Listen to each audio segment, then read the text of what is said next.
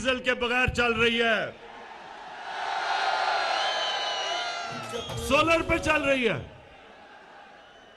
तो डीजल को एक तो ये मुश्किल पड़ी हुई है कि वो 12वां खिलाड़ी बना हुआ है। दूसरा, वो जानता है कि पख्तूनख्वा में क्या हुआ था। जब तहरीक-ए-इंसाफ ने 5 साल पूरे किए तब पख्तूनख्वा के अंदर बामुकाबला सारे सूबों के सबसे तेजी से गुर्बत पख्तूनख्वा में तहरीक-ए-इंसाफ के दौर में कम हुई थी। तो ये डरा हुआ है, और ये मैं नहीं कह रहा, ये यूएनडीपी उन्होंने किताब में सर्वे करके बताया है कि 2013 से 2018 में पख्तूनख्वा में सबसे तेजी से गुर्बत कम हुई थी। अमीर गरीब में फासला सबसे कम हुआ था। तो इसलिए मंडी भावदीन ये सब डरे हुए हैं। ये चोर, ये डाकू, और डाकू, ये सुन ले जरा बात, ये इमरान खान नहीं कह रहा ये डाकू हैं। 20 साल से एक दूसरे को ये डाकू कह रहे हैं।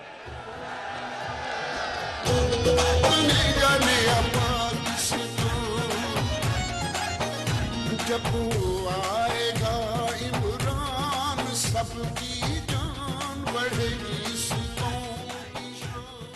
तो एक तरफ फजल रहमान इनको डरा रहा है कि जल्दी जल्दी किसी तरह इसको गिरा दो, नहीं तो 2023 का भी इलेक्शन गया। और दूसरी तरफ एक छोटा मियां है, एक तो बड़ा भगौड़ा मियां है, एक छोटा मियां है। अब छोटे मियां को क्या मसला पड़ गया है? मंडी भावदीन, वो छोटे मियां का एक तो दिल बड़ा कमजोर है, ऊपर से उसको पता चल गया कि मकसूद चपड़ासी के अकाउंट में 375 करोड़ रुपया कैसे आ गया। मंडी भावदीन, नौजवानों, आप जानते हैं मकसूद चपड़ासी कौन है? चले मैं जरा आज आपको इंकशाफ करता हूं कि 15,000 रुपए महीने की तनख्वाह में मकसूद चपड़ासी छोटे मियां की sugar mill, Ramzan sugar mill में एक मुलाजिम था। उसके बैंक अकाउंट में एफआईए ने पता चला, एफआईए को, कि तकरीबन 4 अरब रुपया, 375 करोड़ रुपया उसके बैंक अकाउंट में आ गया। जैसे ही एफआईए को पता चला तो मंडी भावदीन के नौजवानों, पता क्या हुआ? पहले तो छोटे मियां ने अपने बेटे को लंदन भिजवाया, वो जल्दी जल्दी फरार हुआ रात को। वो इनका स्पेशलिस्ट था, पैसे इकट्ठे करने वाला, सलमान शहबाज, वो आज लंदन भाग गया। फिर मकसूद चपड़ासी को जल्दी से बाहर भिजवाया। जब नून लीग का दौर था तो अपने दामाद को छोटे मियां ने बाहर भिजवा दिया। हमारे दौर में नहीं, अपने नून लीग के दौर में बाहर भिजवाया। जब पता चला कि उसको सरकारी गवर्नमेंट के ऑफिस से किराया मिल रहा था, गवर्नमेंट के अदारे से, जबकि बिल्डिंग ही नहीं बनी थी, उसको बाहर भिजवाया। उससे पहले भगौड़े मियां का 2 बेटे नून लीग के दौर में बाहर भिजवा दिए। और सागदार को, मुंशी को कौन भूलेगा? उसको ये खाकान अब्बासी जब प्राइम मिनिस्टर था, अवाम के टैक्स के खर्चे पे अपने जहाज में इसने उसको बाहर भिजवाया। अब नौजवानों, मुझे ये बताओ कि अगर आपने चोरी नहीं की तो आपको डर किस चीज का है? पाकिस्तान की, हाँ, इमरान खान से डर है।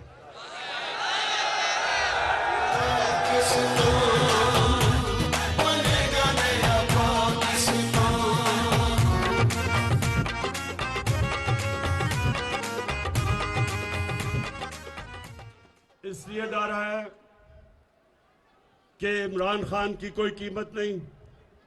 जनरल मुशर्रफ की तरह उसने आपको एनआरओ नहीं देना। केसेस आपके पुराने हैं, एनआरओ मेरे से मांग रहे हो, जिस तरह जनरल मुशर्रफ से लिया था हुदैबा पेपर मिल का। कोई डाकुओं को एनआरओ नहीं मिलेगा जब तक आप इस मुल्क का पैसा वापस नहीं करेंगे। जब तक, ये सुन लो, जब तक, मैं अपनी कौम के सामने वादा कर रहा हूं, जब तक मैं जिंदा हूं, मैं इनका पीछा नहीं छोड़ूंगा जब तक कौम का पैसा नहीं ये वापस करेंगे।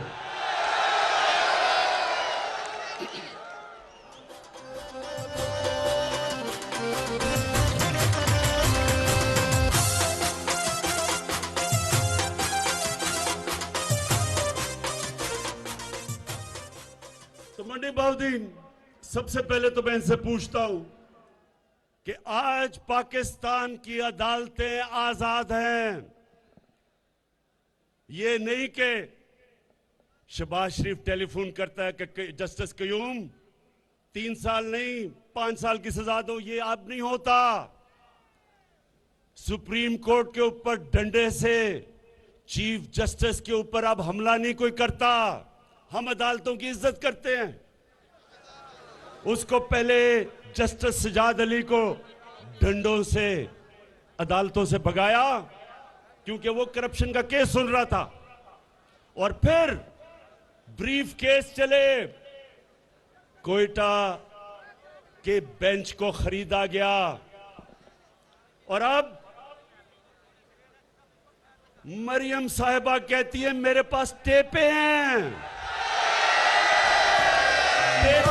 जितना दूजियां जमाता फिर बड़ा पिटना, जितना वही इमरान खान जितना दूजियां जमाता फिर बड़ा पिटना।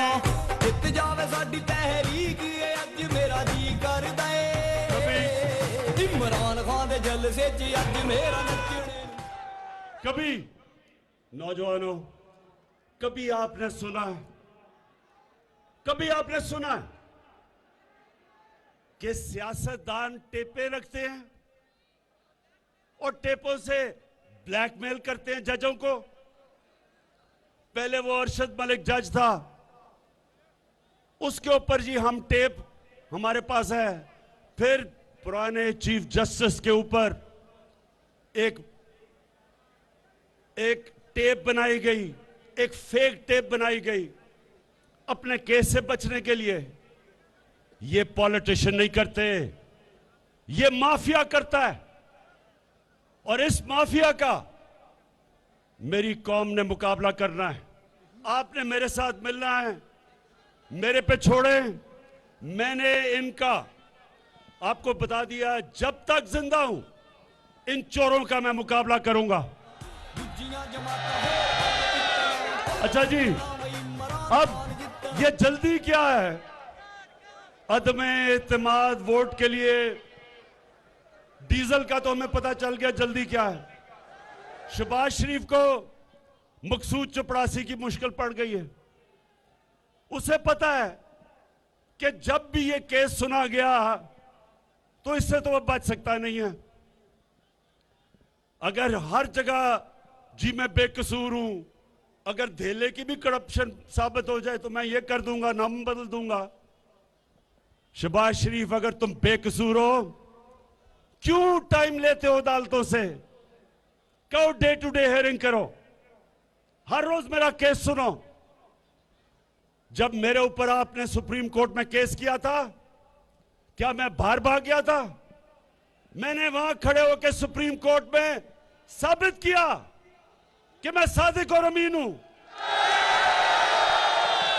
एक एक जो दस्तावेजात सुप्रीम कोर्ट ने मेरे से मांगे मैंने दिए। मैं तो कहीं नहीं भागा, मैंने तो डेटे नहीं ली, मैंने तो बल्कि सुप्रीम कोर्ट को आज जल्दी केस सुनो। तो शहबाज शरीफ क्यों भाग रहे हो? आजाद अदालतें हैं, वो बेटे क्यों बाहर भगवाया हुआ है? वो भगौड़े मियां के दो बेटे क्यों बाहर भागे हुए हैं? और मरियम बीबी, आप भी ये सिर्फ बता दें कि 80 करोड़ रुपया आपका चौधरी शुगर मिल में आपके पास जिस आदमी से, वो दुबई के आदमी से कहा भेजा, उसने कहा मैंने कोई पैसा नहीं भेजा। इसका मतलब कि वो भी डरी हुई हैं केस से, वो भी डरा रही हैं जजेस को।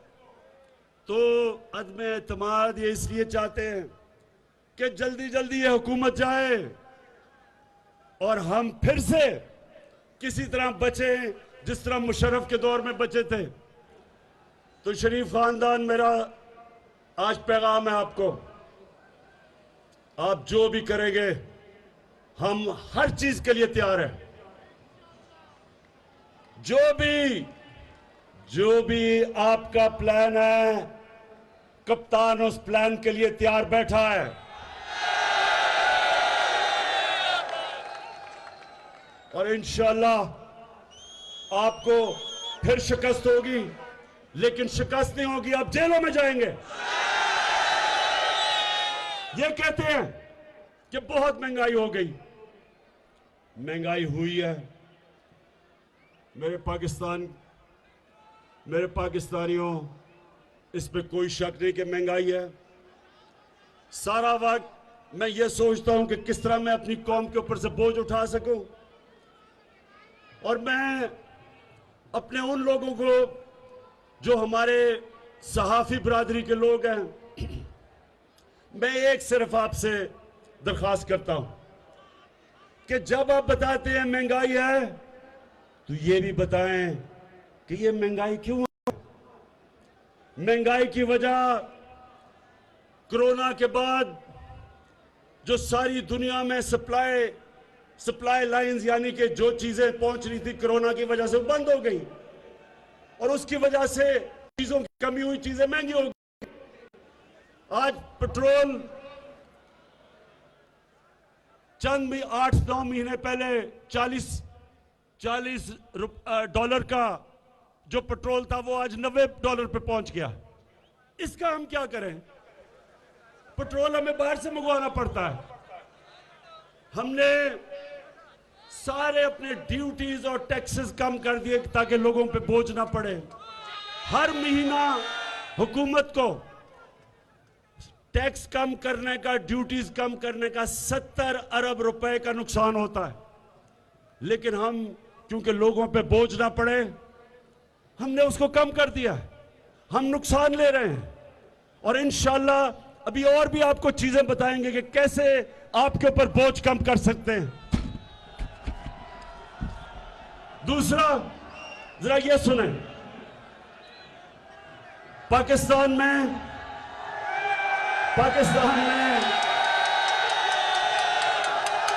पीपल्स पार्टी के दौर में इससे ज्यादा महंगाई थी, नून लीग के पहले साल में इससे ज्यादा महंगाई थी। लेकिन अमेरिका में 40 साल के बाद सबसे ज्यादा महंगाई आज अमेरिका में। बर्तानिया में 30 साल के बाद सबसे ज्यादा महंगाई है। जर्मनी में 26 साल के बाद आज सबसे ज्यादा महंगाई है। तुर्की में 20 साल के बाद सबसे ज्यादा महंगाई है। और ये अगर आप अपने मोबाइल फोन के ऊपर गूगल करें, आपको पता चल जाएगा कि मैं सच बोल रहा हूं। हमारी बदकिस्मती है कि दुनिया में सारी चीजें जो हम बाहर से मंगवाते हैं, तेल, पेट्रोल, गैस, कोयला, घी, ये सब दुगने से ज्यादा महंगे हो गए हैं। तो इसलिए मुझे एहसास है कि महंगाई है, लेकिन मैं आपसे आज वादा कर रहा हूं कि हमारी पूरी कोशिश है कि किसी ना किसी तरह आपके ऊपर बोझ कम करें, और आप देखेंगे हम कदम उठाते जाएंगे तो आपके ऊपर बोझ ना आए। मुझे फख्र है कि आज पाकिस्तान में हमारा मुल्क सही रास्ते पर निकल चुका है। रिकॉर्ड एक्सपोर्ट्स है हमारी। इसका मतलब कभी इतना ज्यादा पैसा पाकिस्तान में नहीं आ रहा था जो आज है। हमारी टैक्स कलेक्शन रिकॉर्ड है, कभी इतनी ज्यादा आमदनी नहीं थी जो आज है। जो हमारे बैरून मुल्क पाकिस्तानी हैं, कभी इतना ज्यादा पैसा पाकिस्तान में नहीं भेजा जो आज उन्होंने भेजा है। और मंडी बहाउद्दीन तो ऐसी जगह है, यहां से बहुत ज्यादा लोग बाहर काम करने गए हुए हैं। मैं हमेशा ये समझता हूं कि बैरून मुल्क पाकिस्तानी हमारा सबसे बड़ा असासा है और उनको हमने अब वोट देने का हक दे दिया है। अब पहली दफा बैरून मुल्क पाकिस्तानी वोट देंगे पाकिस्तान में। और उसके बाद कभी भी ज़राअत के अंदर इतना ज्यादा पैसा नहीं आया जो आज आ रहा है। कभी किसान को वो कीमतें नहीं मिली जो अब मिल रही हैं। शुगर, जब शुगर मिल के बाहर किसान खड़े होते थे, जिस रेट पे वो गन्ना बेचते थे वो कटौती करते थे, एक एक साल पैसा नहीं मिलता था। हमारी हुकूमत ने कानून पास करके आज जो भी किसान गन्ना बेचता है उसको कीमत मिलती है और पैसा मिलता है और साल इंतजार नहीं करना पड़ता। ये वो हुकूमत है जो अपने किसानों के साथ खड़ी है और मुसलसल मदद कर रहे हैं हम अपने किसानों की कि ज्यादा से ज्यादा कीमत हमारे किसानों को मिले। जब किसान खुशहाल होता है, मुल्क खुशहाल हो जाता है। उसके अलावा मंडी बहाउद्दीन के लोगों, पहली दफा आपकी पाकिस्तान में एक आजाद फॉरेन पॉलिसी बनी है। इसका क्या मतलब है कि किसी अब दूसरे मुल्क से पाकिस्तान डिक्टेशन नहीं लेता। पिछले दौरों में पाकिस्तान में ड्रोन अटैक होते थे। जो हमारा मुल्क, हमारा एलाई था, वही हमारे मुल्क पे बमबारी करता था और हमारे हुक्मरान चुप करके तमाशा देखते थे। क्यों देखते थे? नौजवानों, ये क्यों नहीं बोलते थे जब हमारे मुल्क पे बमबारी होती थी? क्योंकि इनकी दौलत, इनके पैसे, इनकी बिजनेस पाकिस्तान से बाहर पड़ी थी। ये उनके गुलाम थे और गुलाम हैं। अगर मेरे भी पैसे चोरी करके मैं बाहर भेज दूं, आज मैं भी ना बोल सकूं। अब मैं आज भी एक सुपर पावर को ये ना कहूं कि मैं तुम्हें बेच नहीं दूंगा, या ड्रोन अटैक हमारे दौर में क्यों नहीं होते?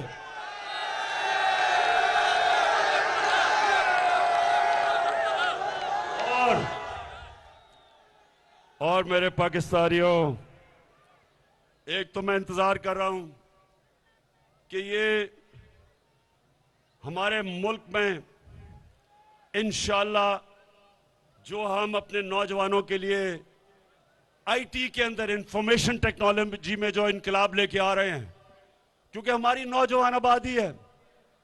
पहली दफा पाकिस्तान में 70% इंफॉर्मेशन टेक्नोलॉजी, आईटी के एक्सपोर्ट्स बढ़ी हैं और इसके ऊपर हम पूरा जोर लगा रहे हैं। नौजवानों, इंशाअल्लाह जो रोजगार इससे मिलेगा। फिर हम 2 प्रोग्राम लेके आ रहे हैं आपके लिए कामयाब पाकिस्तान में। सूद के बगैर कर्जे अपने नौजवानों के लिए लेके आ रहे हैं ताकि खुद अपने लिए नौकरियां ढूंढ सके।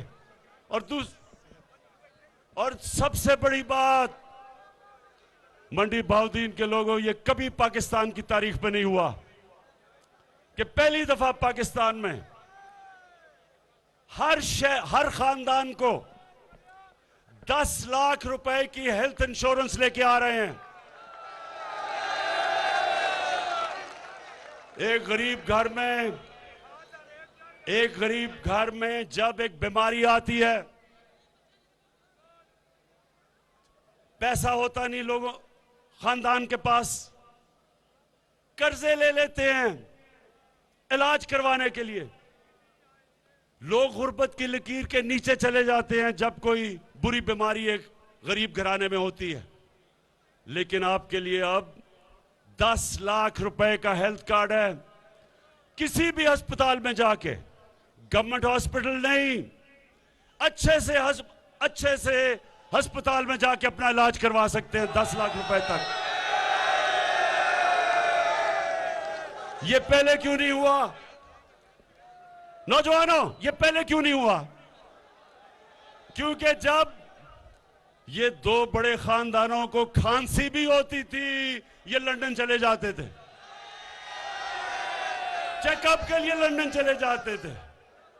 इनको क्या पता कि यहां लोगों की किन किस्म की मुश्किलों का ही अवाम सामना करता था। तो इंशाअल्लाह ये शुरुआत है। हमने पाकिस्तान को एक फलाई रियासत बनाना है, जिसके लिए यह मुल्क बना था, इस्लामी फलाई रियासत। और उसके सफर में सबसे बड़ा कदम जो हमने उठाया है वो है हेल्थ इंश्योरेंस, सेहत कार्ड का। तो इसका आहिस्ता आहिस्ता आपको पता चलेगा कि अमीर तरीन मुल्कों में भी हर खानदान के पास हेल्थ इंश्योरेंस नहीं, जो इंशाअल्लाह ये मार्च तक सारे पंजाब के अंदर आ जाएगी। इसके लिए भी उस्मान बुज़दार, मैं आपको खराज तहसीन पेश करता हूं। 400 अरब रुपया, कभी किसी ने सोचा भी नहीं कि 400 अरब रुपया आपने मुख्तस किया है अपनी सारी अवाम को हेल्थ इंश्योरेंस देने का, हर खानदान को। इसका तो आपको अल्लाह भी सवाब देगा। और आखिर में अपने पाकिस्तानियों को मैं अपनी आखिर में ये बात करना चाहता हूं, और ये बड़ा गौर से आपने मेरी बात सुननी है।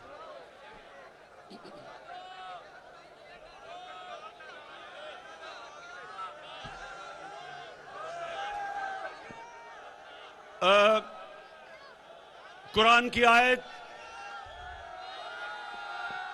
मेरे नौजवानों, कुरान की आयत है, अमर बिल मारूफ व नही अनिल मुनकर। इसका क्या मतलब है? जब मदीना की रियासत बनी तो याद रखें वो दो असूलों के ऊपर खड़ी हुई। एक था इंसाफ, कि नबी सल्लल्लाहु अलैहि वसल्लम ने कहा कि तुम्हारे से पहले बड़ी कौमें बर्बाद हुई, जिधर जब छोटा चोर चोरी करता था तो उसको जेल में डाल देते थे, लेकिन जब बड़ा डाकू चोरी करता था उसको आपका निजाम नहीं पकड़ सकता था, कौम तबाह हो जाती है। तो एक वो उसूल था, इंसाफ के ऊपर एक कौम खड़ी हुई। मदीना की रियासत, उसकी बुनियाद इंसाफ पर रखी गई। और दूसरा अमर बिल मारूफ। अब ये सुन लें, अल्लाह का हुक्म है कुरान में। अल्लाह ने कहा मैंने तुम्हें सबसे अजीम कौम, मुसलमानों, सबसे अजीम कौम दुनिया की इमामत के लिए बनाया। और फिर कहा कि तुम अच्छाई के साथ खड़े होते हो और बदी को खत्म करते हो। यानी कौम जब तक अच्छाई के साथ ना खड़ी हो और बुराई के खिलाफ जहाद ना करे, वो कौम अजीम कौम नहीं बन सकती। अब मैं आपके सामने रखता हूं कि ये देखें कि जिस मुल्क में एक लीडर, जो अपने आप को लीडर कहता है, अगर चोरी का पैसा छुपाने के लिए मकसूद चपरासी के पास 4.25 अरब रुपया रखता है और उसको बजाय कौम उसको जेलों में डाले, वो उसके ऊपर उसको लीडर समझती है, उसको तकरीरें करवाती है, वो कौम आगे नहीं बढ़ सकती। मौलाना रूमी ने भी ये कहा कि कौम तब तबाह होती है अच्छे बुरे की तमीज जब खत्म हो जाती है। वो जो भगौड़ा बाहर बैठा हुआ है, कई सहाफियों ने कहा जनाब उसको तकरीर करने का मौका दिया जाए। यानी कोई, मैं उन सहाफियों से पूछता हूं, आप में अच्छे बुरे की तमीज नहीं, अगर उसको तकरीर करने का मौका दिया जाए तो जेलों में जो गरीब चोर फंसे हुए हैं उनको भी बोलने का मौका दिया जाए। अगर बड़े चोर को अब बुरा नहीं कहता माशरा, तो फिर चोरी में बुराई क्या है? क्यों कोई मेहनत करे? आप नौजवानों, आप जब देखें कि एक चोर चोरी करता है और माशरा उसको नवाजता है, फूल फेंकता है, लीडर बना देता है, तो आप भी सोचते हैं कि हम पागल हैं कि पहले पढ़े 12 साल 15 साल, फिर मेहनत करें सुबह से लेकर शाम तक, और हम हलाल की रोजी जब कमाएं तो हमें तो कोई पूछता नहीं और हम धक्के खाते फिरते हैं, और चोर उस मुल्क में बड़े बड़े ओहदों में पहुंच जाएं और पता भी चल जाए कि जब मकसूद चपरासी के पास अपने चोरी का पैसा आप छुपाते हैं और फिर भी आपको तकरीरें करने का मौका मिलता है, तो कौन मेहनत करेगा? क्यों मेहनत करेगा कोई? इसलिए अल्लाह ने हमें कुरान में कहा है कि अगर माशरे ने उठना है, अच्छे बुरे की तमीज करो। मैंने मगरिब में अपनी 20-30 साल गुजारे हैं। आप अगर उधर चले जाएं, आपको हैरत होगी कि वो माशरे हैं जो अल्लाह के पैगाम पे हमारे से बेहतर चल रहे हैं। याद रखें, अल्लाह रब्बुल आलमीन है, सब इंसानों का खुदा है। हमारे नबी सल्लल्लाहु अलैहि वसल्लम रहमतुल आलमीन है, सब इंसानों के लिए रहमत बन के आए थे। मतलब ये कि जो भी उनके पैगाम पे चलेगा, अल्लाह की नेमतें उनके ऊपर आएंगी, चाहे वो मुसलमान है या नहीं है। जो उनके हुक्म पे चलेगा वो माशरा खुशहाल होगा, और जो माशरा, बेशक हम अपने आप को मुसलमान कहें, उनके अहकामात पे जब हम नहीं चलेंगे तो उस माशरे के ऊपर अल्लाह की बरकतें नहीं आएंगी। इसलिए मेरी इन चोरों के साथ जाती दुश्मनी नहीं है, लेकिन मैं अपने मुल्क को एक अजीम मुल्क बन के देखना चाहता हूं, इसलिए मैं इनका मुकाबला कर रहा हूं। मैं फिर से मंडी बहाउद्दीन आपका दिल से शुक्रिया अदा करता हूं। मैं अपने MNAs, MPs सबका शुक्रिया अदा करता हूं, और इस शानदार जलसे का मैं इसलिए आपका शुक्रिया अदा करता हूं कि आपने हमेशा, मैं पहले भी आया था इलेक्शन से पहले, हमेशा आप मेरी हौसला अफजाई करते हैं। आपका बहुत बहुत शुक्रिया। पाकिस्तान जिंदाबाद।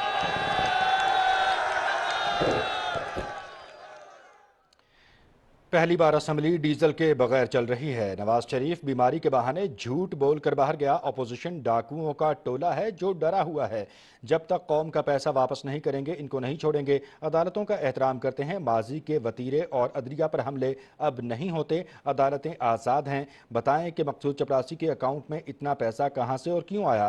महंगाई का अदराक है, लेकिन इसकी वजूहात आलमी मार्केट में कोरोना के बाद पैदा होने वाली सूरत हाल और अजनास की कीमतों में इजाफा है। हम बहुत सारी अजनास जो हैं वो दरामद करते हैं, जिसके दरामदी असरात जो हैं वो महंगाई की वजूहात में शामिल हैं। मुल्क की मईशत के इस्तेहकाम में कोशा हैं। बैरून मुल्क मुकीम पाकिस्तानी हमारा असासा हैं। तरसीलात ज़र, बरामदात, ज़री अजनास की पैदावार में नुमाया इजाफा हुआ है। पहली बार आज़ाद खारजा पॉलिसी तश्कील दी गई है। नौजवानों के लिए बिला सूद कर्जे फराहम कर रहे हैं। हर ख़ानदान के लिए 10 लाख रुपए की हेल्थ इंश्योरेंस जो है वो फराहम की जा रही है, ताकि गरीब आदमी का मयार ज़िंदगी बुलंद किया जा सके और उससे सेहत की सहूलतें फराहम की जा सकें। वज़ीर आज़म इमरान खान का मज़ीद कहना था कि मुल्क व कौम की बेहतरी के हवाले से तमाम वसाइल बरूएकार लाए जाएंगे और अपोजिशन को, मुल्क लूटने वालों को, बिलखुसूस जिन्होंने करप्शन की है, उनको किसी सूरत नहीं छोड़ा जाएगा। इनको इमरान खान का डर है, ये जानते हैं कि इमरान खान इनको नहीं छोड़ेंगे। इसके अलावा उनका यह मज़ीद कहना था कि अगर शहबाज शरीफ ने धेले की भी करप्शन नहीं की है तो फिर अपने खिलाफ जो केसेस हैं, जो तहकीक है, उसको आगे क्यों नहीं बढ़ने दिया जाता, क्यों ओछे हथकंडे इस्तेमाल किए करके इल्तवा का शिकार किया जाता है। और ख़ास तौर पर जबकि अब सबूत सामने आ चुके हैं मकसूद चपरासी के उनका अकाउंट का, खुसूसी तौर पर उन्होंने हवाला देते हुए कहा कि शहबाज शरीफ को अब आगे आना चाहिए और आकर एहतसाब का सामना करना चाहिए। इसके अलावा मजमूई तौर पर रियासत मदीना के हवाले से बात करते हुए उनका यह कहना था कि रियासत मदीना की तर्ज पर गरीब आवाम की जो फलाह है उसके हवाले से मज़ीद इक़दाम किए जाएंगे। इसी हवाले से मज़ीद भी हम बात करेंगे। हमारे नुमाइंदे रियाज बरकी हमारे साथ टेलीफोन लाइन पर मौजूद हैं। वज़ीर आज़म इमरान खान ने